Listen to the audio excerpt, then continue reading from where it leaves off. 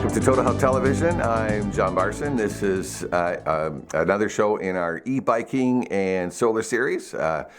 Being outdoors, getting fresh air and exercise is always a great part of a healthy lifestyle. And I started e-biking probably getting closer to a year and a half ago now. And I have I'm closing in on 7,000 kilometers on e-bikes. I did a lot of research. If you look at my earlier, my first video that I did on why I selected what I selected on e-bikes, you can learn about the background in that. But the industry is evolving rapidly. There's new technology coming out all the time. It's getting more and more affordable. I spent about $3,000 building my e-bike. I got an ideal bike off of Facebook, cost me only $270 Canadian. So that was a great deal. It had hydraulic brakes, because there are some key things that you want to concern yourself with when it comes to e-bikes, especially if you're building one yourself or turning a bike you have in your garage. There are things to think about, things like disc brakes. You want to have good disc brakes. Now, I have decent disc brakes on my Brody Bandit, which is a 2012 bike, but I am going to be upgrading to four-cylinder hydraulic brakes. I was going really super fast on a ride earlier this year, and I decided to pull over to my favorite hamburger stand, which is on the road on the way to my place out here on Chilliwack Lake Road in beautiful British Columbia. And I slammed on the brakes, and my front brake exploded. So I thought, probably need to upgrade the brakes. So disc brakes, absolutely important if you're building a do-it-yourself e-bike, especially if you're building one with some power, like these new mid-drive motors from companies like CYC. I have the X1 Stealth, which is what I started out with. I just installed the new Gen 3 X1 Stealth, and it is, I thought, if I hadn't known anything about the Stealth 3, I would have been perfectly happy the rest of my life with the Stealth 1. But the Stealth 3 came with some phenomenal improvements, and that were, I think the most important improvement was the torque sensor. They've got a newly patented torque sensor. It's their technology. And it just makes riding the e-bike so comparable to my road bike. Now, I've got probably 200,000 plus kilometers on my road bikes, my mountain bike, my hardtail, but so I've done some serious riding all over North America, from Mexico to northern British Columbia. And riding this bike with this new Gen 3 Stealth, it just makes me feel like a Tour de France rider. I could now ride the Tour de France, let me put it that way. So these bikes are pretty powerful, and of course they allow you to, well, this particular motor, you can set it for legal speed limits in your country of origin, from 250 watts in Europe to 500 here in Canada, or 750 watts in the US. And believe me, 500 to 750 is more than enough. At least it is for me. I just get fantastic exercise, and with the torque sensor, it's great doing your intervals and your sprints and your hill climbs. And so something to think about. That's what I chose from my research, so I just wanted to point that out. But the last piece of the puzzle, I shouldn't say last, there are more other important issues, like upgrading your wheels or upgrading your tires at the very least, and get e-bike rated tires. I haven't had a flat since I built my e-bike, the first e-bike with the Brody that I still ride. I put some Continental Contact Plus tires on it, and just a month ago I've installed Schwalbe all-season tires. I was trying to find winter tires. They're so bloody expensive and almost impossible to find. But Schwalbe, they've got a great line of winter tires on their site now. And man, oh man, now I'm wishing, given the winter hell that we're in the middle of right now, I wish I had actually got the studded tires. But whatever, I still ride my bike with the winter tires, and they work fine, just a little lower tire pressure. The other really important consideration is the drivetrain. You've got to have a really good drivetrain. And the first thing I did after a lot of research was I chose Box Components. I chose their drivetrain, their new Prime 9. They have, in their Prime 9 series, they have 3 classes, 1, 2, and 3, depending on, the range and quality, I guess, of parts. And, you can go for the entry level. I went for the mid-range. I think the Box 2 Components Prime 9 drivetrain I purchased was around $300. It's on their website. You can see the link in a minute. What's important about this drivetrain, a couple of things. One, and we're going to get more into it with Toby Henderson, the founder of Box Components, in just a minute here.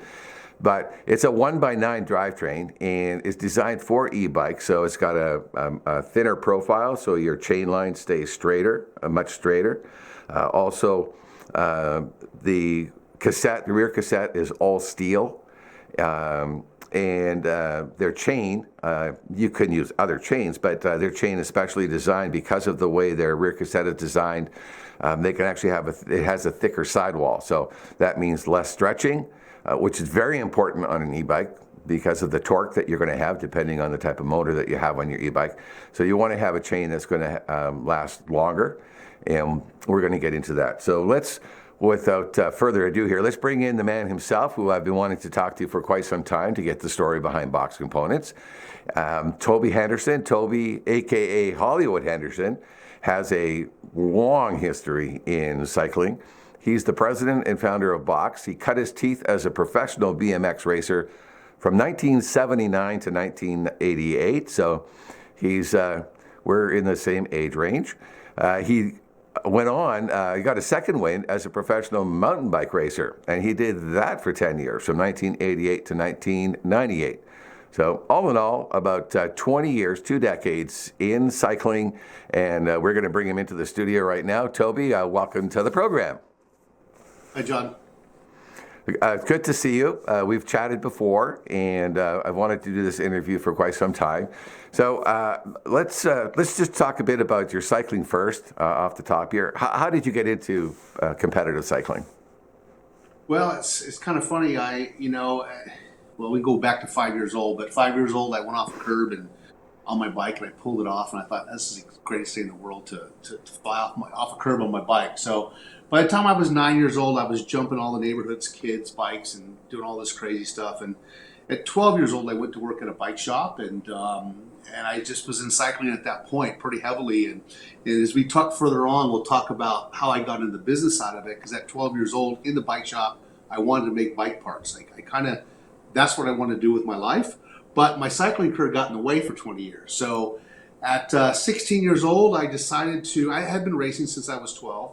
Would ride my bike to the local track and race. And then at 16 years old, I had a chance to become a professional. I went to a race, and won that race, which made me a professional rider. So at 17, I started touring the world racing BMX. And like you said, I did that for 10 years, was quite successful at that. Won some championships, won a world championship. I did that for 10 years. And in 1988, the BMX kind of started having a little bit of a downslide. So I got into mountain biking, which was starting to grow. I tried to become a cross-country mountain bike racer, and that didn't work out so well for me because of my size. I'm a pretty big guy. And anyway, I trained for quite a while, but then around 1990, downhill mountain biking became a thing.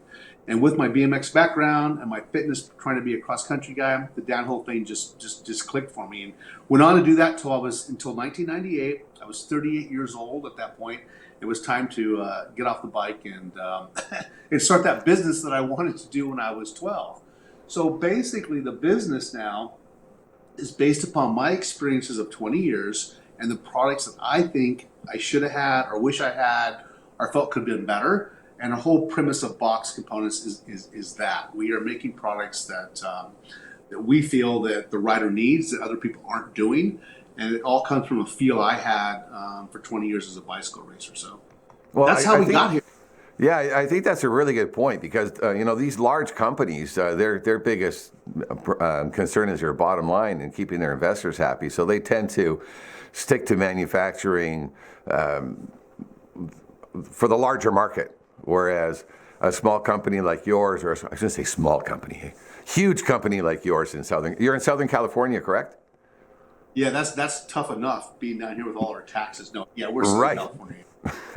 So you have that to overcome as well.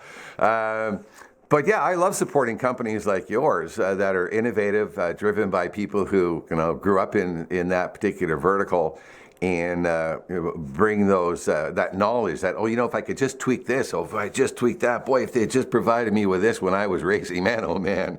So yeah, that you've got that passion to improve the sport and bring your knowledge to the game here. And I don't even remember how I came across Box Components, but I was doing a lot of research before I settled on buying your drivetrain.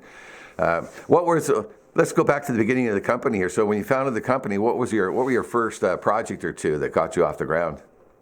Well, I had just sold a company that was heavily involved in BMX and mountain biking because of my background, and we were making a variety of products.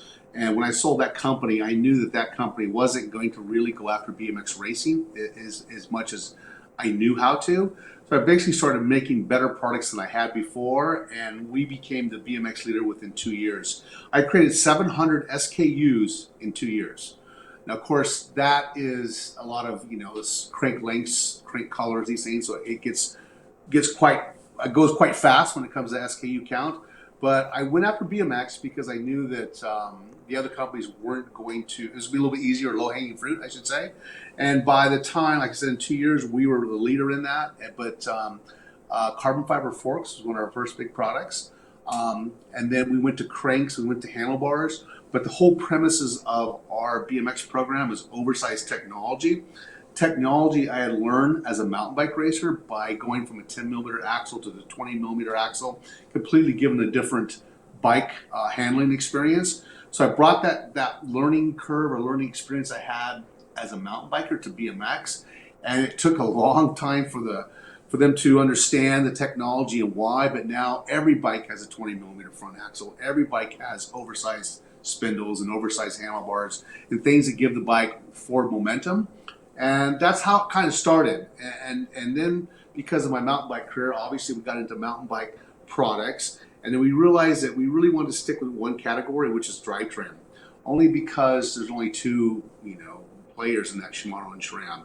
Both great companies, but there's just the two choices.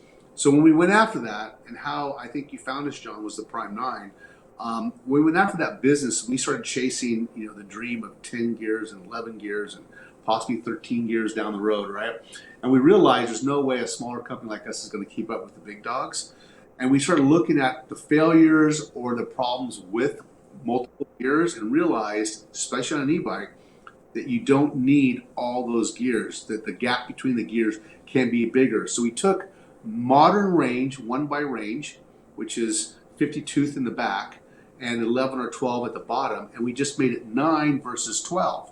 And what that did, and you mentioned earlier, it gave us a thicker chain, a better profile, and a much more robust product line, trying to go off what we learned in BMX is being, oversized technology or going faster or some of these things that us as racers want. And then Prime 9 was born, and we stuck to the guns, and we're starting to see some of the other guys go backwards and start to come to our world and say, 9 gears is enough. It's more robust, and as long as you have the modern range because of the one by movement, it's probably a better way to go. And that's how it was born, and that's where we are today, still developing. Yeah, I actually learned the power of the Prime 9 when I was riding. There's a mountain here, Mount Tom. It's kind of a casual ride. There's some steep slopes, but I was halfway up when I jumped a log and my motor cut out. I was like, oh my God! And I quickly started shifting gears and just kept on going. My bike rides like a dream with or without the motor running. And That's good. And like you said, being able to design it with all steel, fantastic. So you don't have your lowest gears. Do you say lowest or highest? So if you're climbing a hill, are you gearing up or are you gearing down? I was asked that. It's like the toilet paper. Should you put it on this way or should you put it on that way? Are you going up or down? Our engineering team and the marketing teams, like you cannot believe in our own building. But I prefer to go with the lowest gear, but I think we decided the highest gear. So the highest gear is the easiest gear. Right. Okay. All right. So I want to make sure we were clear, so we were, talking at this about the same thing. So yeah. So I found I could quickly go into the highest gear, the higher gears, and I just kept going, just kept climbing up that hill. So I'm like, wow, this is great. Because I built two other bikes. I built two folding bikes with my buddy Irv, a good friend of mine, and we spec'd out a couple of giant folding bikes out of China. They couldn't even get them in North America, but the CYC motor, it was incredible how it fit. Here, I'll show an image now in a sec here. It's amazing how the motor, it's like the frame was designed for this mid-drive motor. But boy, oh boy, riding experiences, the difference between having the Prime 9 on my bike and having just the standard Shimano drivetrain on the little folding bike, no comparison. Like the range on your Prime 9 is just phenomenal, especially for an e-bike. Like you say, like I think a lot of companies are focused on the top end racing guys or for the marketing points. Like, well, it's the weight. We just shaved 4 grams off the weight of our rear cassette. Wow. Really, 4 grams? I mean, is it that important? If you keep like you have like you said, you've made yours out of steel. It may be a little heavier, but I would rather have the durability of your drivetrain and the functionality of your drivetrain than saving a few grams. Yeah, especially for e-bike, I think. Especially. Right, and we think that e-bikes will dominate the sales part of bicycling over the next 10 years, and we're already well on our way. There's some crazy numbers about Europe, how many e-bikes are in Europe, and how America's starting to follow Canada too. So, if more than half the bikes coming to America are e-bikes in the near future, then that's more important for us than worrying about that 4% of the high end. Right, exactly. I know it's the new motor, especially like this new motor that CYC has, the Photon. I don't know if you've seen that yet, but that motor by itself could just be a tremendous game changer. It's 1,000 watts, but it's a new helical gearing system, and you just unlike the X1 Stealth that I have that has an external drive chain ring. At 1,500 watts, the new Photon it looks almost half the size of the X1 Stealth that I have, and the crank is actually built into it, and the whole unit just slides in. You take your old crank out, pop this in, bolt onto your crank arms, throw on the chain, and off you go. I have the new CYC motor, but we have been testing some of the other ones. After I met you, we did speak with them, and we got a couple motors, and we started doing up some bikes with them, but I haven't seen the new one. It's kind of the engineering team that's supposed to be in charge of that, but I'll look that new one up because that sounds interesting, yes. Yeah, touch base with John, because I think that one, you could put that motor on any bike. I would put that motor on my Trek road bike. But that's how great I think it is. So ease of installation, ease of maintenance, half the moving parts, and it's quiet. I think it's rated as the quietest motor now on the market. Don't quote me on that, but it's even quite a bit quieter than the Stealth that I have, the new Stealth with the new magnets. But you can't hear the motors anyways over the road traffic. It's not that loud at all. But yes, I would stay in touch with John. So, but we're talking about e-bikes, and that's why I want my viewers to know that you have a fantastic product, and I've tested the heck out of it. The climbing, the driveways. I built this little do-it-yourself trailer out of an old trike e-bike that I was tasked with trying to get working again, and I couldn't, so I don't think the motor was just dead. But the bike was so unstable and dangerous to ride, I'm like, this is useless, so I couldn't even give it away. And I just took a look at it one day, and I went, oh, that would make a great trailer.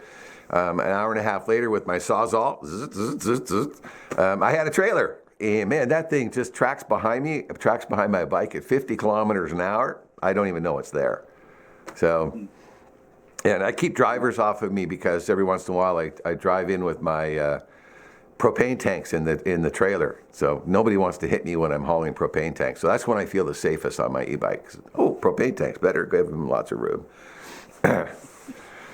So how have you found, given your place in the market now, how have you found the growth for e-bikes with your current product line? Are you getting a really good response? Yeah, no, we have. We've sold a lot of product. The brand itself is growing. We are considered as one of the players in the drivetrain, which is a pretty big feat. It hasn't been done from a Western brand in over 30 years since SRAM came to the market. So in the Prime 9, even though getting people to come back to that, it's been a little bit of work on the marketing and departments, I guess, and getting people to understand that. But as they ride it, like yourself, they find that the 9 gears is enough. The range is there. It's actually a smooth transition between the pedaling and again, the robust chain and the robust cogs make this thing really the way to go. We think, especially for the e-bikes, and a lot of cross country guys, a lot of downhill guys are still using the same concept of less gears is more, and that's what we're going to hang our hats on. And we are making headway in that. We have distributors all over the world. The U.S. has been fantastic to us. The COVID push when a lot of bikes were being sold, we sold a lot of drivetrains for people who were fixing their bikes up. These bikes that come off the wall, hadn't been come off the wall in 10 years, were able to take our drivetrain and put on it. And to get to the modern technology, we sold a lot of drivetrains, during the COVID times. And so we've made our stake as a brand and as a drivetrain supplier. We have some OEM business, so we're starting to be supplied on some bikes, which is a huge task and a huge milestone for us. But we're well on our way. We have new products we're developing now in the lab here. We have a full lab here in the back, test facility. And when you go make this stuff, there's no testing standard. You have to kind of create your own standards. You look at what other people are doing. You have to test other people's products, and you put your product in that same test mode and see if you can compete on a longevity issue or a strength issue. So we've had to create our own lab, and that itself was a big task to have a lab that tests these products. We had to build the machines and everything else to do that, and we're well on our way to bring out the next generation here in the next few years. But we're doing really well with the current stuff, and happy we're in that business for sure. Well, I'm happy you're in that business too, but I'm thinking of the 750 SKUs, the SKUs that you said off the top of the interview. I remember when I was working with Planet Safe Lubricants back in around 2015 or so. I remember that there were so many different applications for the lube that Tom was making all these labels, and I was registering all the different SKUs, getting the barcodes, right? You got to get the barcodes. You got to have that library of barcodes. And I think we got up to like 20 SKUs. And we're like, this is crazy. We got way too many SKUs. And you're like, 720. Like, wow, it's like just 720. Yeah, I know how onerous that is.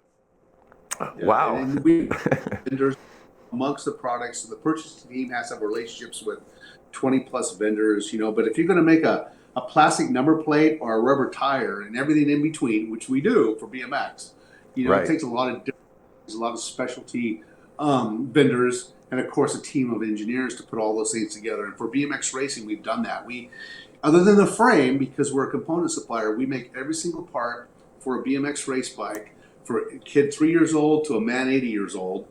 And we make every part in between, every size, every combination. And that's how you get to 700 SKUs real quick.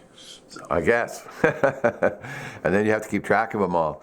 So what's anything on the horizon for Box, or is it just plug? I'm glad you got the lab. I think that is one of the most important things, to be able to do your testing and make sure your product is working.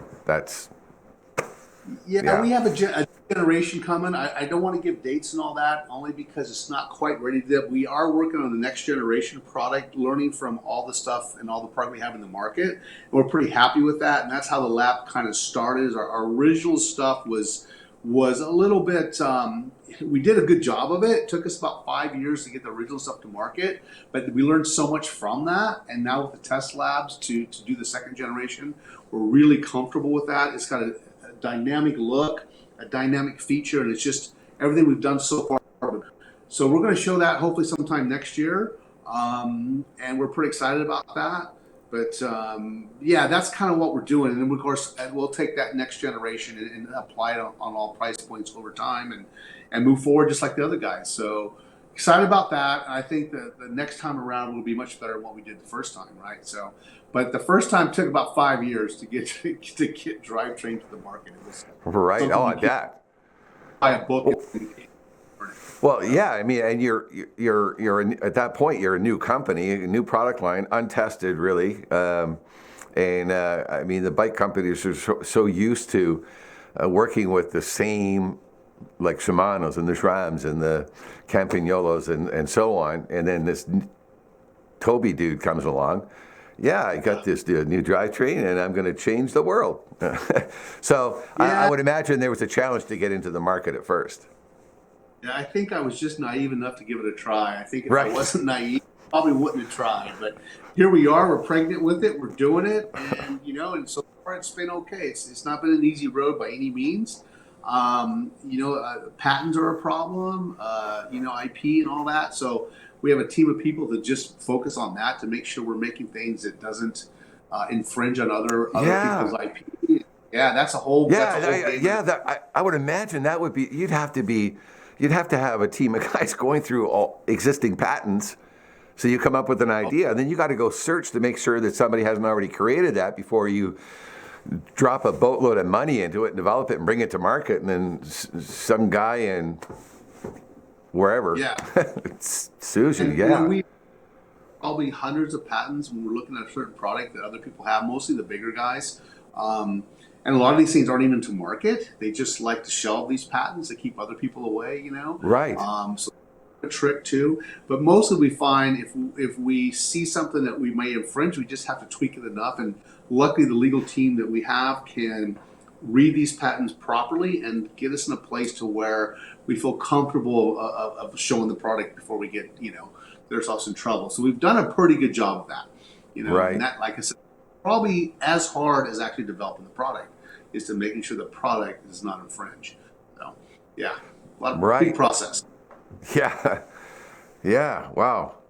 Yeah, I remember back in my first real experience with a larger bike company was I actually developed the back in 1996. I guess you could call it the Cloud for Norco bikes here in Canada.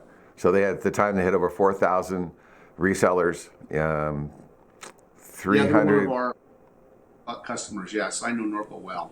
Yeah. Yeah, great company, great company. I think it's still family owned. As far as I know, it's still family owned. Since I was a kid, actually, since I was 17 years old, I've known him, but he did pass away a couple years ago. So Yeah. founder. Yeah, no, great Canadian bike company, Norco Bikes. They've got some phenomenal bikes. I know my son when he got into riding, he's Dad, get me a Norco. I don't want anything else. Norco or nothing. But no, I'm glad to hear everything's going really well for Box Components. And yeah, stay in touch with John. I think between the two of you, I think you're the two most innovative companies right now in the industry. You with your drivetrain and them with their the motor and the drivetrain on their motor. I think you guys are a match made in heaven. And I'm actually looking forward to building another one as soon as I can get my hands on a Photon. I want to build another combo box and CYC and test out the Photon and put it on. I want to put it on a lighter bike because it's such a small motor. Although even myself, I often stop riding and stopping and talking to people and then blah blah blah and then they're looking. They kind of they're startled. It's an e-bike because it's so normal bike looking. Oh, and this is a couple of things. One other thing about your drivetrain that's really important for the viewers, especially if you're thinking e-bikes, the single shift aspect. The single shift aspect of the derailleur, so that you're shifting gears, guaranteed you're only shifting one gear at a time. Why is that important? Well, especially I think on an e-bike, if you overshift, you put a lot of forces against the chain between the gears, and you could tear stuff up because the motor itself is trying to drive through that overshift, and you could tear stuff up. So the single shift stops you from tearing that up. You do have to shift multiple times, but I found with the larger gaps between the gears, it's actually better. So you just do one at a time, and because you have a big jump, that's the way to do it. I've ridden the bikes with multiple shifts on them, and if you overshift, you just get a lot of wear and tear on the rear of the bike. It's not needed, especially on the e-bike. If it's just human power, not a big deal. I wouldn't put a single shift on a human bike unless you really, or a human power bike unless you really wanted that. But it's definitely meant for the e-bikes to keep the rear end more sound. And like I said, when you shift, it's really intuitive to the point where I kind of prefer it. So. It shifts so smoothly on my ride. I love it. It just shifts so smoothly on my ride combined with that motor. And there's one other thing I want to point out too. Your on the rear cassette, you have an option. So when you're doing a lot of riding, you are going to eventually wear your gears. It's a fact of life. But I love the fact that you, on the lowest gears, now that we're on the same page, you have that set of your first 4 gears on your cassette are inexpensive, like they're $20. So you can replace just the 4 gears. You don't have to replace the entire cassette on the gears you're going to use the most. So thanks for doing that. That's a great thing that you guys did. Yeah, on an e-bike, you find yourself in those smaller gears all the time. You're wearing those out a little bit quicker, right? So that's kind of why we did that. Yeah, up in the bigger gears, motor, you're just not up there that often unless you're climbing steep hills, and we don't do that most of the time. We're mostly in more of a flat rolling situation. So you're down those bottom much more often. So. Oh yeah, but I have ridden some steep hills that there's no way I could have ridden without your drivetrain on it and my motor. Just no way. I was on the Trans-Canada Trail last summer, and I come around a corner, and there's 2 guys just trying to get up the hill. And I was only in pedal assist level 2 out of 9. And I just went by them. Coming back, though, I had to go down that hill. And I was like, okay. Toby would do this without even thinking. So. As I get older, I kind of back a little bit. So, yeah. Well, we tend to realize we're more fragile than we thought we were when we were young, right? Well, Toby, hey, I want to thank you for... Sorry? It's still a lot of fun, though, doing that, right? Yeah. Without question, it's a lot of fun. I mean, I'm 66, and I just love being out on that bike. I love going into the mountains. I love riding into town. I love pulling my trailer, especially after I wired lights onto it. Dropped $7 or $15 on Amazon and bought some lights and wired them to my battery on my motor there, and so I'm lit up like Christmas. I've been hit by cars several times, and close to fatal a couple of times. So I wear bright clothes. No, I wear bright clothes. I have lots of lights. I'm going to give you every opportunity not to hit me. But I want to thank you for taking the time to talk about this. I'm looking forward to seeing continued growth for Box Components. I'm looking forward to building my next DIY bike with the new photon motor and your drivetrain. So, thanks. Well, John, thanks for having me. Total Health Magazine, I want to thank them as well. It was my pleasure being here, and thanks for the support of Box Components. You betcha. We will talk again soon, I hope. Okay. Thanks, John. All right, that's it. So Toby Henderson, the president and founder of Box Components. Check out their huge product line at their website. It's right there, boxcomponents.com.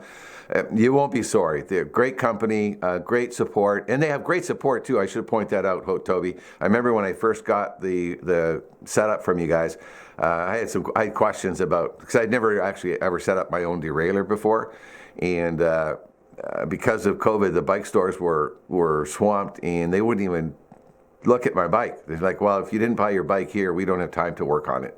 It was that crazy. And I'm like, okay.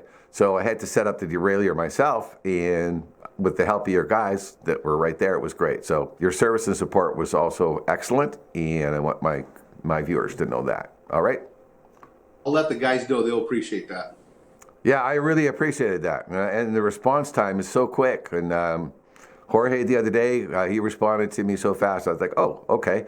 Like he was in the next room. So keep up the great work at Box, and tell your team that we love you guys down there, and send us some sunshine and some heat.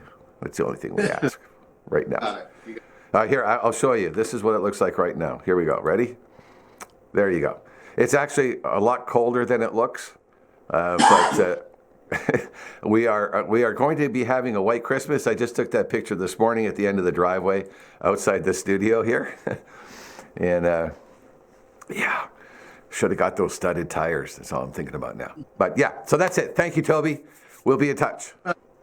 Bye-bye. Okay, take care.